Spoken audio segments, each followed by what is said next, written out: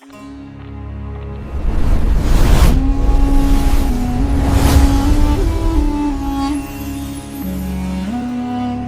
पहले सत्यपुर नाम का एक छोटा सा गांव था।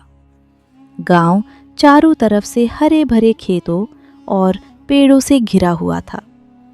सुबह के समय वहां की हवा इतनी शुद्ध और ठंडी होती थी कि दूर दूर तक पक्षियों की मधुर आवाज सुनाई देती थी।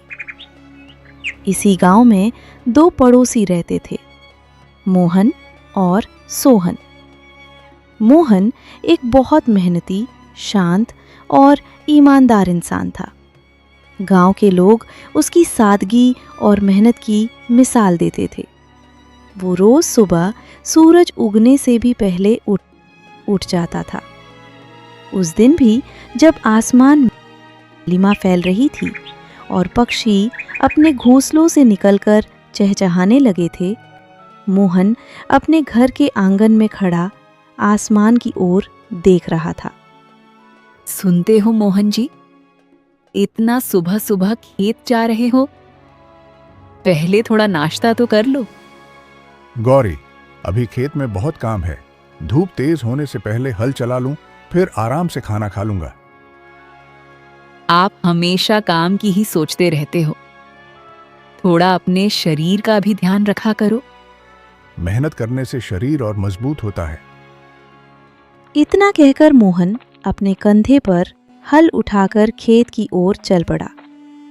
उधर उसी रास्ते के पास सोहन का घर था। सोहन अभी तक अपने बिस्तर पर लेटा हुआ था। सूरज की रोशनी खिड़की से अंदर आ रही थी, लेकिन उसे उठने का मन ही नहीं कर रहा था। सोहन, कब तक ऐसे सोते रहोगे? देखो, मोहन तो कब का खेत में काम करने चला गया। अरे कमला, सुबह सुबह क्यों चिल्ला रही हो? थोड़ा सोने दो। अगर ऐसे ही आलस करते रहे तो घर कैसे चलेगा? तुम बस चिंता करती रहो। देखना, एक दिन मैं बिना मेहनत किए भी बहुत पैसा कमा लूंगा। ऐसा कभी नहीं होता सोहन। बिना मेहनत के किसी को कुछ नहीं मिलता। लेकिन सोहन उसकी बात सुनकर भी अनसुनी कर देता है। उधर मोहन अपने खेत में पहुंच चुका था। सुबह की ठंडी हवा चल रही थी। खेत की मिट्टी में रात की ओस की नमी थी। मोहन ने अपने बैलों को हल से जोड़ा और धीरे धीरे खेत जोतना शुरू कर दिया। मोहन काम करते हुए खुद से ही बोल रहा था, बस आज यह हिस्सा भी जोत दूं तो कल यहां नई फसल बो दूंगा। उसके चेहरे पर थकान के बजाय संतोष दिखाई दे रहा था। कुछ देर तक सब ठीक चलता रहा। अचानक हल किसी कठोर चीज से टकराया। बैलों ने भी अचानक कदम रोक दिए। मोहन चौंक गया। उसने हल पकड़कर बैलों को रोका और हैरानी से जमीन की तरफ देखने लगा। अरे, ये क्या हुआ? उसकी आवाज में आश्चर्य भी था और हल्की सी घबराहट भी। खेत में उस समय बिल्कुल सन्नाटा था। केवल हल्की हवा चल रही थी और दूर कहीं पेड़ों की पत्तियां सरसराने की आवाज आ रही थी। मोहन धीरे धीरे घुटनों के बल बैठ गया। उसने अपने हाथों से मिट्टी हटानी शुरू की।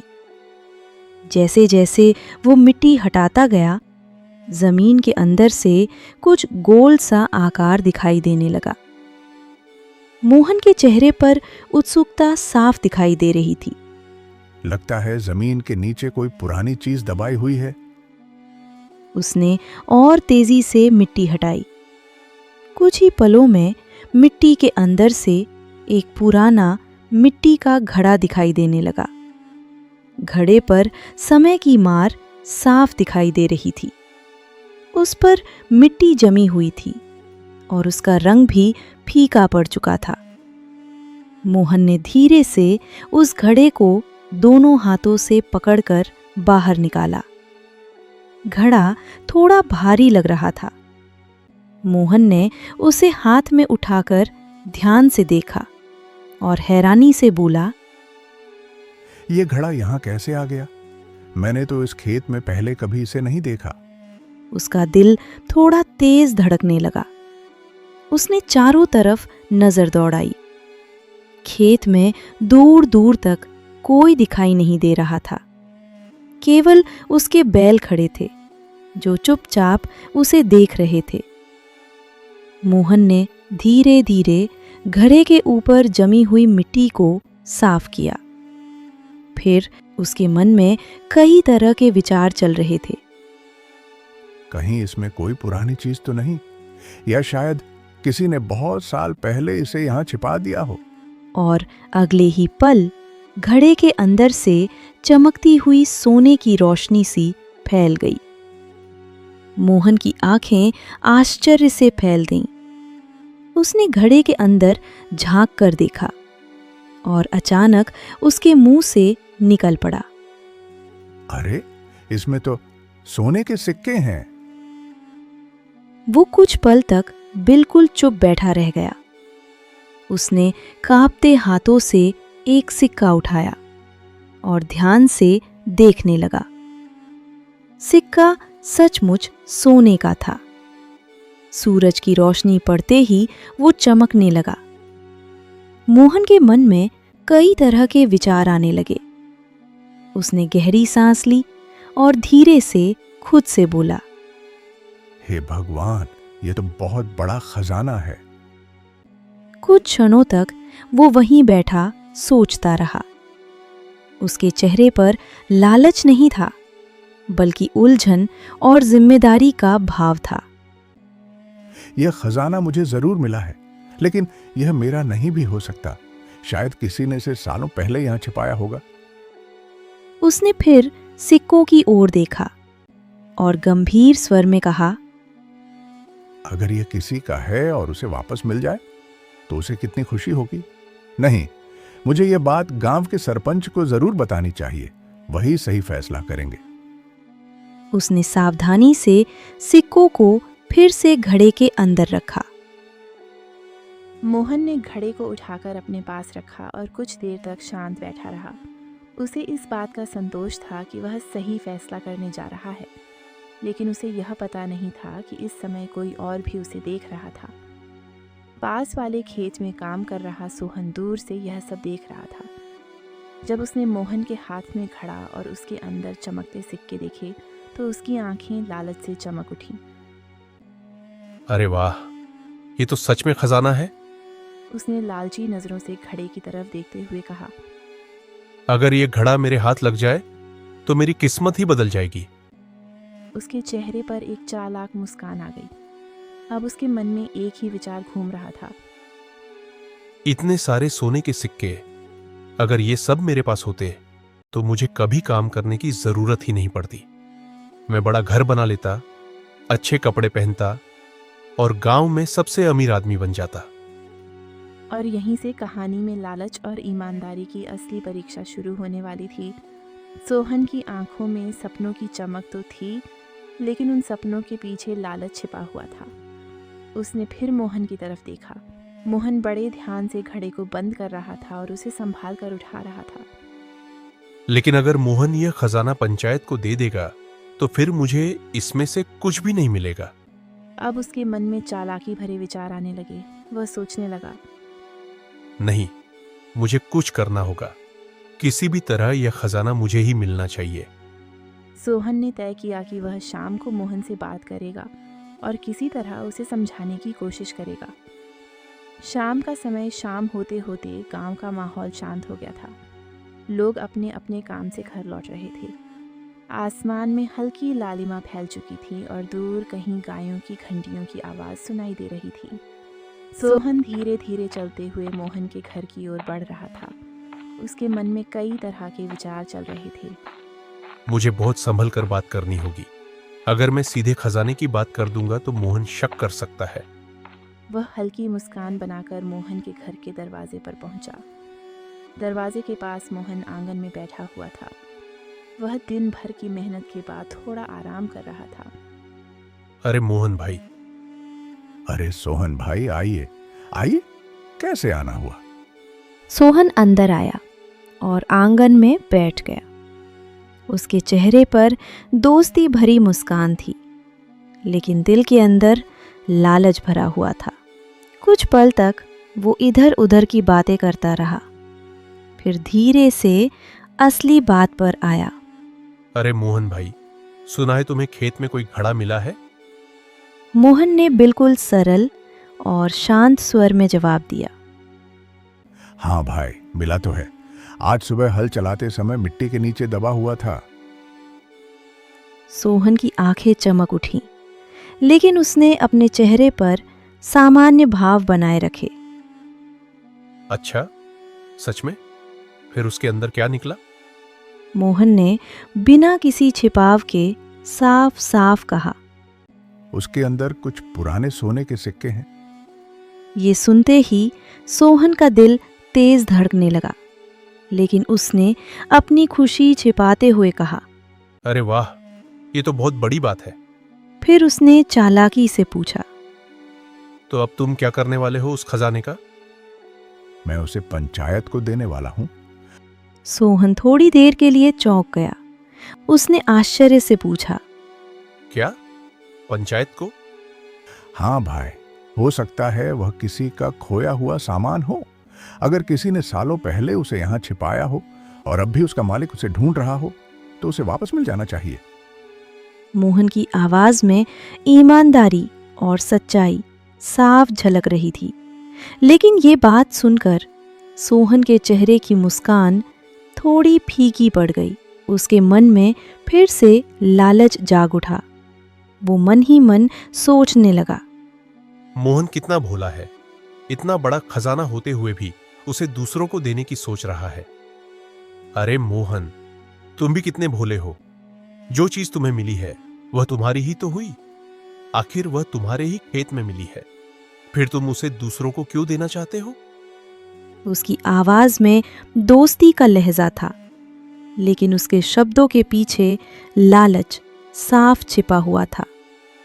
सोचो जरा, इतने सारे सोने के सिक्के, अगर वह सब तुम्हारे पास रह जाए तो तुम्हारी जिंदगी बदल सकती है। तुम बड़ा घर बना सकते हो, अपने परिवार को आराम दे सकते हो, गांव में सबसे अमीर बन सकते हो। वो बोलते बोलते मोहन के चेहरे को गौर से देख रहा था, जैसे उसके मन को बदलने की कोशिश कर रहा हो। लेकिन मोहन के चेहरे पर न लालच था और न ही कोई उत्साह। वो शांत और गंभीर होकर सोहन की बात सुनता रहा। कुछ क्षणों की चुप्पी के बाद, नहीं सोहन।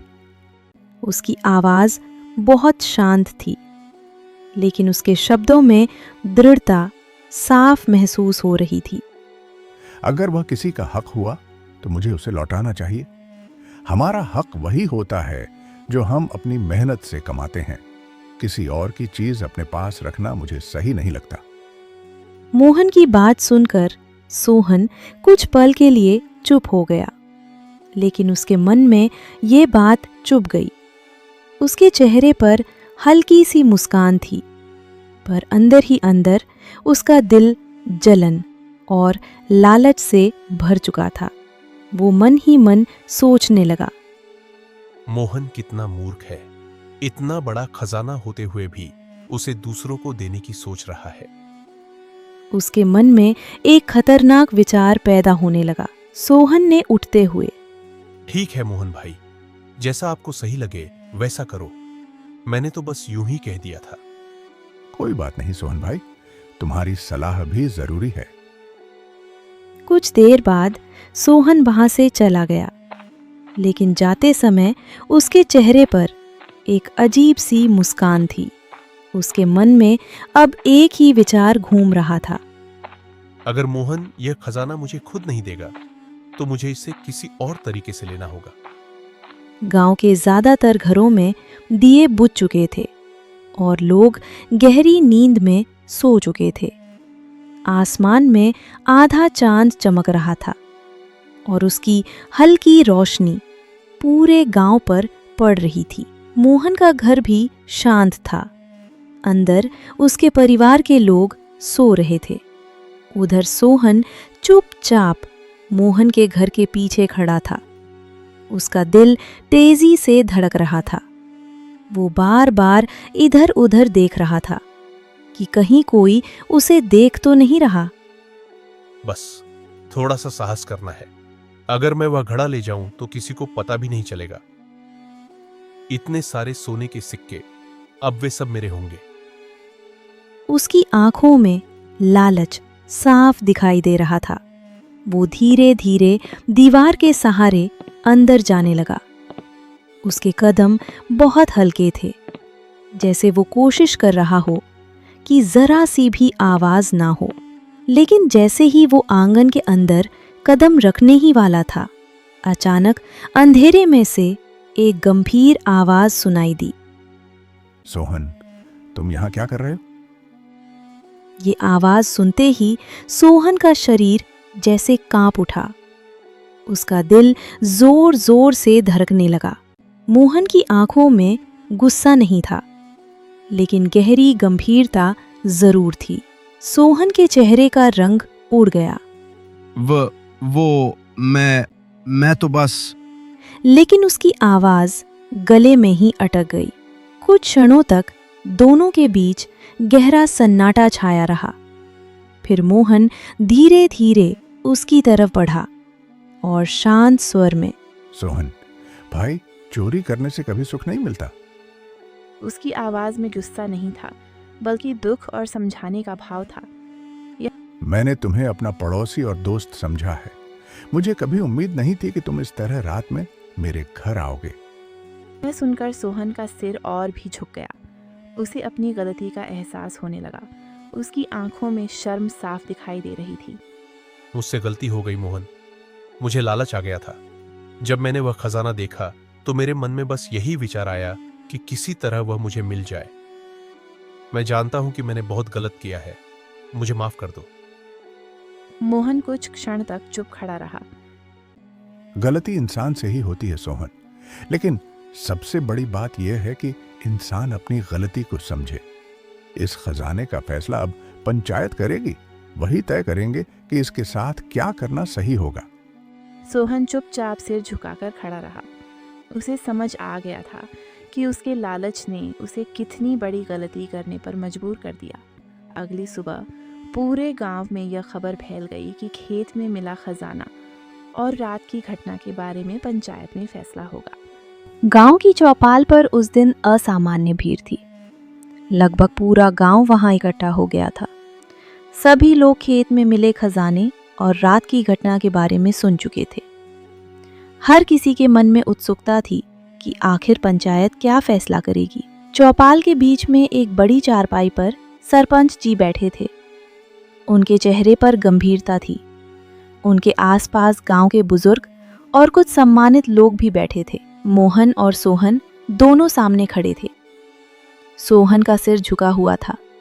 उसे अपनी गलती का बहुत पछतावा हो रहा था। दूसरी तरफ मोहन शांत खड़ा था। कुछ क्षणों के सन्नाटे के बाद सरपंच जी ने, मोहन, ये खजाना तुम्हें मिला है, तुम क्या चाहते हो? सभी की नजरें अब मोहन पर टिक गईं। कुछ लोग मन ही मन सोच रहे थे कि शायद मोहन अब ये खजाना अपने पास रखना चाहेगा। सरपंच जी, सच कहूं तो यह खजाना मेरे खेत में जरूर मिला है, लेकिन मुझे नहीं पता कि यह असल में किसका है। उसकी आवाज में सच्चाई और नम्रता साफ झलक रही थी। अगर यह खजाना किसी का खोया हुआ सामान है तो उसका मालिक मिलना चाहिए, लेकिन अगर उसका कोई मालिक नहीं मिलता। वो कुछ पल के लिए रुका, फिर मुस्कुराते हुए बोला, तो मैं चाहता हूं कि इसका उपयोग गांव की भलाई के लिए किया जाए। अगर इससे गांव के लोगों को फायदा हो जाए तो मुझे सबसे ज्यादा खुशी होगी। मोहन की ये बात सुनकर चौपाल में बैठे लोग एक दूसरे की तरफ देखने लगे। कुछ लोग धीरे धीरे आपस में बात करने लगे। देखो भाई, आजकल ऐसे ईमानदार लोग बहुत कम मिलते हैं। सच में मोहन बहुत नेक दिल इंसान है। इतने में गांव के सबसे बुजुर्ग आदमी खड़े हुए। देखो, मोहन कितना अच्छा इंसान है। इतना बड़ा खजाना मिलने के बाद भी वह सिर्फ गांव की भलाई के बारे में सोच रहा है। ये सुनकर कई लोगों ने सहमति में सिर हिलाया। सरपंच जी के चेहरे पर भी हल्की मुस्कान आ गई। मोहन, तुम्हारी ईमानदारी और सच्चाई ने हम सबका दिल जीत लिया है। मेरे विचार से यह खजाना मोहन का ही है, क्योंकि यह उसके खेत में मिला है। लेकिन अगर वह इसे गांव के भले के लिए खर्च करना चाहता है तो यह उसकी महानता है। ये सुनकर पूरे चौपाल में तालियों की आवाज गूंज उठी। लोग मोहन की तारीफ करने लगे। सोहन भी वहीं खड़ा ये सब देख रहा था। उसका दिल शर्म और पछतावे से भर गया। उसे याद आया कि कैसे उसने लालच में आकर चोरी करने की कोशिश की थी। उसकी आंखें नीचे झुक गईं। समय बीतता गया। कुछ महीनों बाद गांव का रूप ही बदल गया। मोहन ने उस खजाने के पैसों से गांव में एक बड़ा और मजबूत कुआं बनवाया, जिससे अब पूरे गांव को साफ पानी मिलने लगा।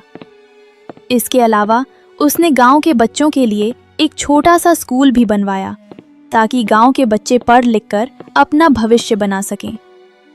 गांव के लोग अब मोहन का और भी ज्यादा सम्मान करने लगे थे। एक दिन की मुलाकात। एक शाम मोहन अपने घर के बाहर बैठा था। तभी धीरे धीरे चलते हुए सोहन उसके पास आया। उसके चेहरे पर पहले जैसी चालाकी नहीं थी, बल्कि सच्चा पछतावा था। सोहन कुछ पल चुप खड़ा रहा। मोहन, अरे सोहन भाई, आइए, बैठिए। सोहन पास बैठ गया। मोहन, तुम सच में बहुत अच्छे इंसान हो। अगर उस दिन मैं चोरी कर लेता तो शायद मुझे कभी यह सीख नहीं मिलती कि लालच इंसान को कितना नीचे गिरा देता है। लेकिन तुम्हारी ईमानदारी और तुम्हारी सोच ने मुझे बहुत कुछ सिखा दिया। सोहन, इंसान की किस्मत उसके कर्म से बनती है। अगर हम अच्छे काम करेंगे तो उसका अच्छा फल जरूर मिलेगा, और अगर हम गलत रास्ता चुनेंगे तो उसका परिणाम भी वैसा ही होगा। उसकी आंखों में अब समझ और पश्चाताप दोनों थे। आज मुझे सच में समझ आ गया है कि कर्म का फल जरूर मिलता है। उस शाम गांव के आसमान में सूरज धीरे धीरे ढल रहा था, लेकिन मोहन की ईमानदारी और अच्छे कर्मों की रोशनी पूरे गांव के दिलों में हमेशा के लिए बस चुकी थी। इंसान जैसा कर्म करता है, उसे वैसा ही फल मिलता है। ईमानदारी, सच्चाई और मेहनत का फल हमेशा अच्छा होता है।